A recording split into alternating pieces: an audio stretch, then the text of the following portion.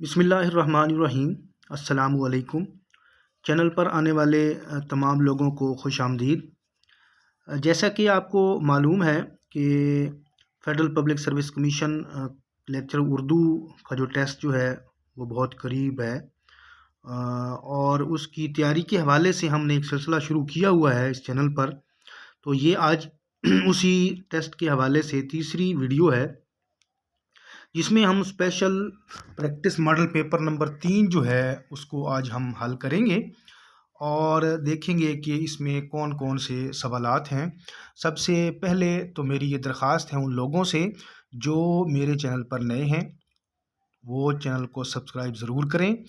Video اگر آپ کو پسند آئے تو شیئر بھی کیجیے گا، اور اپنی رائے کا اظہار جو ہے وہ کمنٹ کی صورت میں لازمی کیجیے گا۔ تو میں آپ کا زیادہ ٹائم جو ہے وہ ویسٹ نہیں کرتا، تو سب سے پہلے ہم چلتے ہیں ویڈیو کی طرف اور دیکھتے ہیں کہ آج کی ویڈیو میں جو سوالات شامل ہیں وہ کون کون سے ہیں۔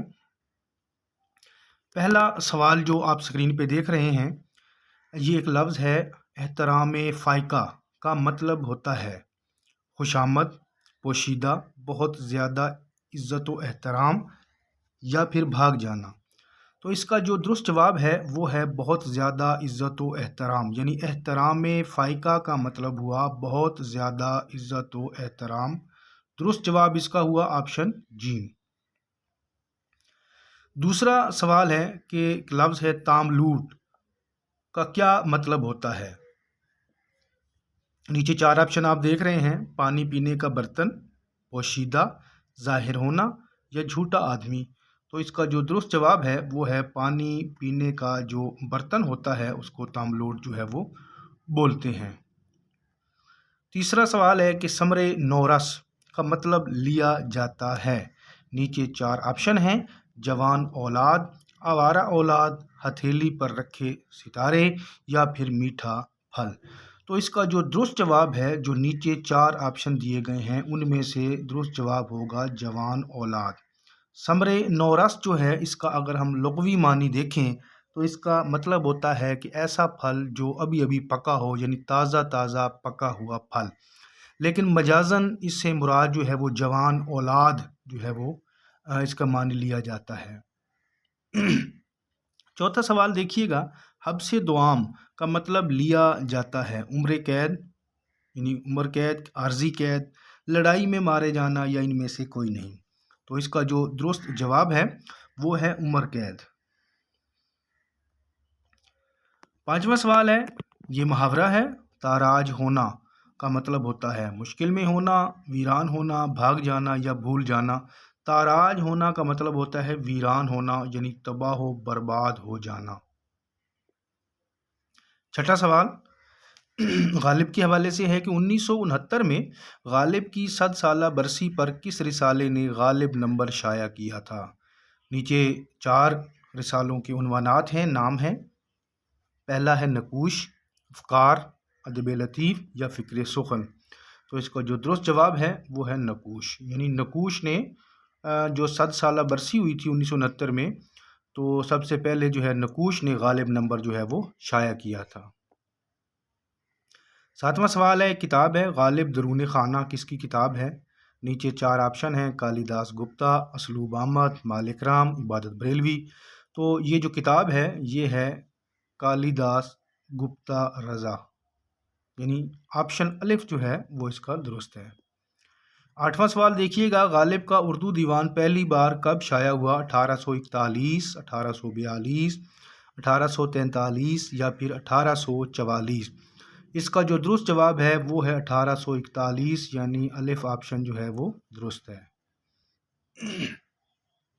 9واں سوال ہے، ایک کتاب ہے غالب سب سے اچھا کہیں جسے، کتاب کے مصنف کون ہیں؟ نیچے 4 آپشن، پروفیسر قرار حسین، انیس ناگی، وزیر آغا یا پھر وقار عظیم۔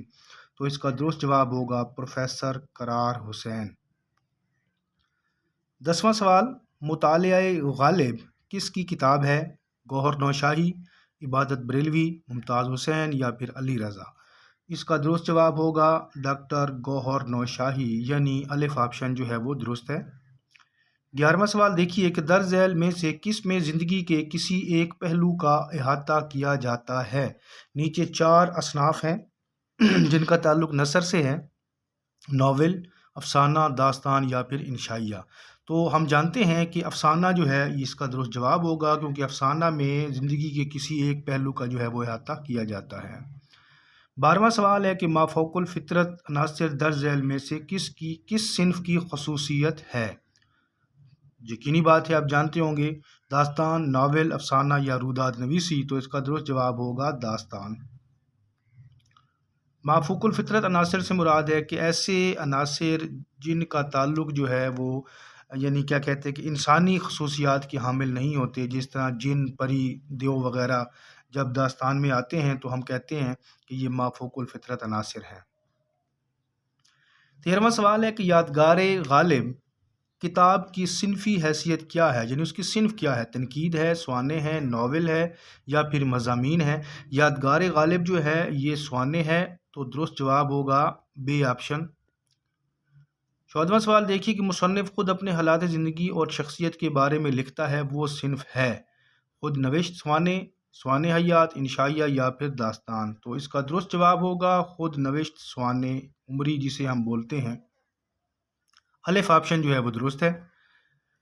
15واں سوال دیکھیں کہ صوفیہ کرام کے ایک، یہاں پہ لفظ صوفیہ کرام ہونا تھا، کہ ایک یا دو جملوں پر مبنی اقوال کو کہتے ہیں: ملفوظات، خاکہ، مقالہ یا پھر رپورتاج۔ تو درست جواب ہوگا ملفوظات۔ 16واں سوال ہے کہ دولت، چٹان، پتھر گرامر کی روح سے مثالیں ہیں۔ اس کا درست جواب ہوگا اسم جامد، یہ اسم جامد کی مثالیں ہیں۔ 17واں سوال ہے چاند اور ستارے گرامر کی روح سے مثال ہے: مرکب عطفی، مرکب اضافی، مرکب عددی یا پھر مرکب اشاری۔ تو درست جواب ہوگا مرکب عطفی۔ جیسا کہ ہم جانتے ہیں کہ اور واو جو ہے یہ مرکب عطفی کی مثالیں ہیں جو دو اسموں کو یا دو فعلوں کو آپس میں جوڑتے ہیں۔ 18واں سوال دیکھیں کہ مسند علیہ اور مسند دونوں جس جملے میں اسم ہوں اور آخر میں فعل ناقص آئے کیا کہلائے گا؟ تو اس کا درست جواب ہے جملہ اسمیہ، یعنی الف آپشن جو ہے وہ درست ہے۔ اس کے ساتھ 3 آپشن اور موجود ہیں، لیکن درست جواب جو ہے وہ جملہ اسمیہ ہوگا۔ 19واں سوال ہے کہ ایسا مصدر جو فاعل کے علاوہ مفعول کو بھی چاہے کیا کہلاتا ہے؟ مصدر متعدی، مصدر اصلی، حاصل مصدر یا ان میں سے کوئی نہیں۔ تو جو مصدر فاعل کے علاوہ مفعول کو بھی چاہے تو اس کو ہم بولتے ہیں مصدر متعدی۔ درست جواب ہوگا الف آپشن۔ 20واں سوال ہے کہ فاعل، مفعول اور فعل تام کس جملے کے اجزاء ہیں؟ تو نیچے 4 آپشن ہیں: جملہ فعلیہ، جملہ اسمیہ، جملہ انشائیہ یا ان میں سے کوئی نہیں۔ تو درست جواب ہوگا اس کا جملہ فعلیہ۔ 21واں سوال ہے کہ الفاظ، جملوں کے معنی اور سیاق و سباق کا تجزیہ کیا جاتا ہے۔ نیچے جو ہے وہ 4 آپشن موجود ہیں جن کا تعلق لسانیات کے مباحث سے ہے، یعنی لسانیات سے ہے۔ تو الفاظ، جملوں کے معنی اور سیاق و سباق کا تجزیہ جو ہے وہ معنیات میں کیا جاتا ہے، تو درست آپشن ہوگا الف۔ 22واں سوال ہے کہ 2 یا 2 سے زیادہ زبانوں کے درمیان رشتوں کی نوعیت کا جائزہ لیا جاتا ہے: تقابلی لسانیات، تاریخی لسانیات، اطلاقی لسانیات یا ان میں سے کوئی نہیں۔ تو اس کا جو درست جواب ہوگا وہ ہوگا الف آپشن، یعنی تقابلی لسانیات۔ 23واں سوال ہے جو کہ کتاب ہے کہ اردو لفظ کا صوتی اور تجزیاتی مطالعہ کتاب کس کی ہے؟ مسعود حسین خان، مرزا خلیل، عبد الودود بیگ یا گوپی چند نارنگ۔ تو اس کا جو درست جواب ہے وہ ہے مسعود حسین خان کی یہ کتاب ہے۔ 24واں سوال، ساختیات کا بانی کسے مانا جاتا ہے؟ نیچے 4 آپشن: فرڈینینڈ ڈی سوزیر، ارسطو، افلاطون یا ایلیٹ۔ تو اس کا درست جواب ہوگا فرڈینینڈ ڈی سوزیر۔ یہ ساختیات کا بانی ہے جو کہ ایک لسانیاتی اصطلاح ہے۔ 25واں سوال ہے کہ نظریہ کتھارسس کس نے پیش کیا؟ ارسطو، افلاطون، کولریج یا پھر ایلیٹ۔ اس کا جو درست جواب ہے وہ ہے الف آپشن، یعنی ارسطو نے نظریہ کتھارسس جو ہے وہ پیش کیا تھا۔ 26واں سوال، روایت، تاریخی شعور اور ماضی کے ورثے پر کس نے زور دیا تھا؟ ایلیٹ، کولریج، ڈرائیڈن یا ارسطو؟ تو روایت اور تاریخی شعور کے حوالے سے اور ماضی کے ورثے کے حوالے سے جو ہے وہ ٹی ایس ایلیٹ کے جو ہے نظریات مشہور ہیں۔ تو درست جواب جو ہے وہ الف آپشن ہے۔ 27واں سوال، معنی کے مسلسل التوا کا نظریہ کس نے پیش کیا تھا؟ ژاک دریدا، ارسطو، مشل فوکو یا ایڈورڈ سعید؟ تو اس کا درست جواب ہوگا الف آپشن، یعنی ژاک دریدا۔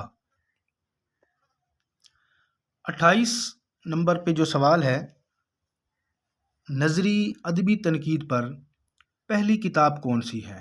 بوتیکا، بایوگرافیا لٹریریا، اورینٹلزم یا جمہوریہ؟ تو اس کا درست جواب ہوگا الف آپشن، یعنی بوتیکا۔ 29واں سوال، درج ذیل میں سے ہائے مخلوط کی شکل واضح کریں۔ نیچے 4 آپشن ہیں، جسے ہم پہلے آپشن پہ جو ہم دیکھ رہے ہیں یہ بھی ہائے کی ایک قسم ہے، اسی طرح باقی 3 آپشن موجود ہیں اور چوتھا آپشن ہے ان میں سے کوئی نہیں۔ تو ہائے مخلوط جو ہے وہ اس کی شکل جو ہے وہ الف آپشن میں موجود ہے، جس کو ہم بھاری آواز بھی بولتے ہیں۔ 30واں ہے کہ درج ذیل میں سے معکوسی آوازوں کی پہچان کریں۔ نیچے 4 سیٹ دیے گئے ہیں، 4 آپشن دیے گئے ہیں، ان میں سے جو درست جواب ہے وہ ہے الف آپشن، یعنی ڈال، ڑے اور ٹے۔ جو الف آپشن ہے یہ معکوسی آوازیں ہیں اور درست جواب بھی یہی ہے۔ 31واں سوال دیکھیں کہ 2 اسموں، فعلوں یا پھر جملوں کو ملانے والے حروف کہلاتے ہیں؟ حروف عطف، حروف اضافت، حروف جار یا پھر حروف ندا؟ درست جواب ہوگا حروف عطف۔ 32واں سوال، مقدمہ شعر و شاعری کے دوسرے حصے میں حالی نے کس چیز پر بحث کی ہے؟ اہم اصناف سخن، اصناف نثر یا تحقیقی مباحث یا پھر ان میں سے کوئی نہیں؟ مقدمہ شعر و شاعری کے 2 حصے ہیں اور دوسرے حصے کی اگر ہم بات کریں تو دوسرے حصے میں مولانا حالی نے اہم اصناف سخن کو جو ہے وہ ان پر بحث کی ہے، تو درست جواب ہوگا الف آپشن۔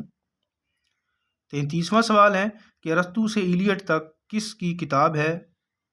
جمیل جالبی، عبادت بریلوی، احتشام حسین یا تنویر بخاری؟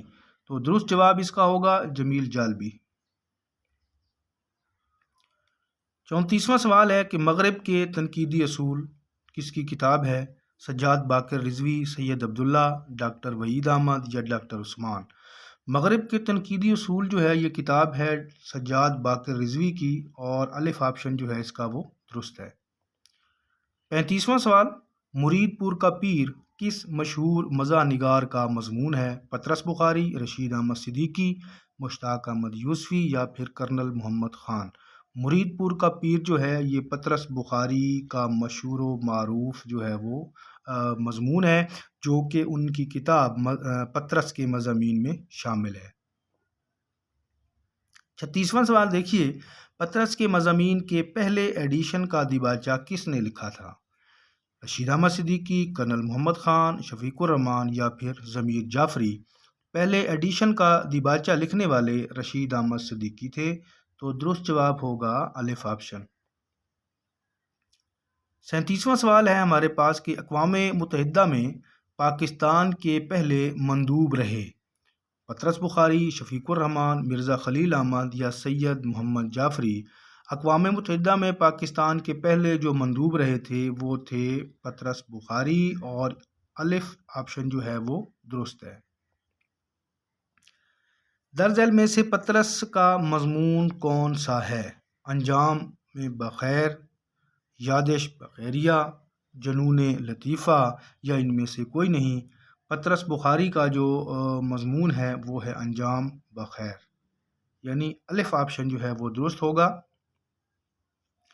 39واں سوال ہے کہ 1980 میں اکادمی ادبیات پاکستان کے چیئرمین رہے؟ نیچے 4 شخصیات ہیں، اور پہلی ہے شفیق الرحمان، دوسری اسد محمد خان، تیسری پطرس بخاری اور چوتھی رشید احمد صدیقی۔